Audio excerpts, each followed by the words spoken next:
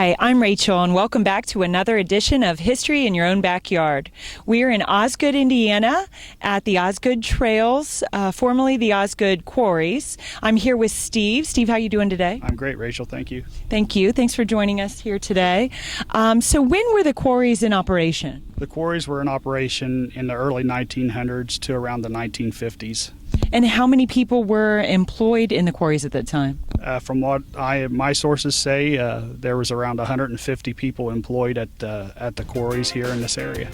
How many quarries were there in this area? There was 4 quarries. The quarry that we're at now was formerly known as the Cox Quarry, who operated it until the 40s when the Deans purchased it, and then the Deans operated it until the 1950s, and then sold it to a higher quarry company. What did they do with the quarries when they purchased it? I'm sure they used the limestone for a period of time before they let it settle and fill up with water, and then it probably sat in limbo and just grew up hidden. How long did it sit in limbo? The town had a water treatment facility out on 350 that burnt down, and they needed a water supply for the town and the surrounding areas, and they approached the owners, which I believe at the time were the Wonstroffs out of Napoleon, and purchased this for our main water supply for the town of Osgood. How did the trails become about here at the quarry?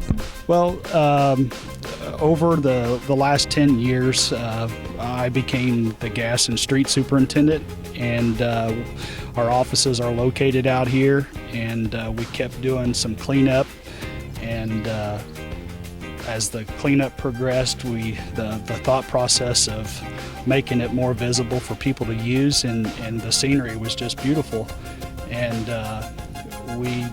I applied for a grant with the DNR for a walking trails grant. We were turned down, I think, 3 or 4 times in order to place it, but as we would get turned down, we would do a little more work, make it a little more attractive, and had to sell it to our council that it would be a great idea, it would be a great addition to our community, and we landed a grant from DNR in 2011 of March, and by Memorial Day in May of 2011 it was blacktopped. So we laid it out, designed it ourselves.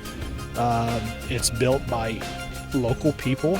The street department had a couple of subcontractors, Roy and Dan Gunner, that helped out tremendous, and we basically took an eyesore here in town and created a place where multiple people come here to get exercise and peace and family fun. A true labor of love. I think that's great. So the trail that we're on right now, what is this trail called? This trail is actually named Crusher Lane. And why is that? Being that the top of the trail, the northern part of the trail out of this quarry, the rock crusher produced the limestone gravel for the quarries, and we just felt the need that with that being the area of where they crush the stone, that this would be Crusher Lane. How many trails are here at the quarries? There's 4 trails actually. There's Crusher Lane, there's Dean's Point, which was named after the Dean's family that owned the quarry, and the south trails are Bilby Tower, where you've done a story on the Bilby Tower addition, and the final trail, the latest one we built, was Eagle View, and that's name became about because of a bald eagle that's been seen here numerous times, and that's the area that it seems to hunt the fish and set in the trees the most, so we decided to name that Eagle View. I understand that pretty much everything here was produced locally, as far as like the benches and the signage. Tell me about that. Absolutely. Like I said, the gunners helped us out with the equipment that we couldn't handle.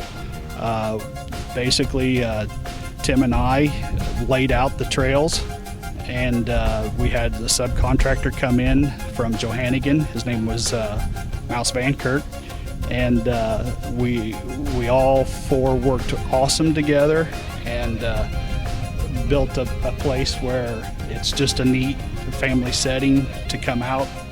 So Steve, I noticed a picnic area. Tell me about that. Yeah, the picnic area come from an idea of seeing people come out here and sitting in the parking lot, and we thought, you know, maybe it's a time to put in a picnic area.